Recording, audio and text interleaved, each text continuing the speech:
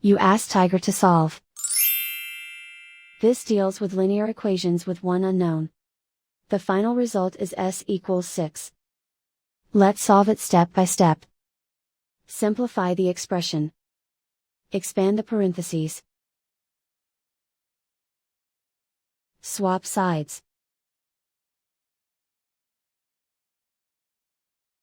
Group all constants on the right side of the equation. Subtract 3 from both sides. Simplify the arithmetic.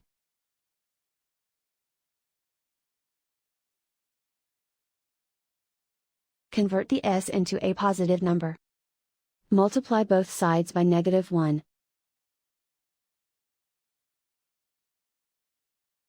Remove the ones. Simplify the arithmetic. And so the final result is s equals 6.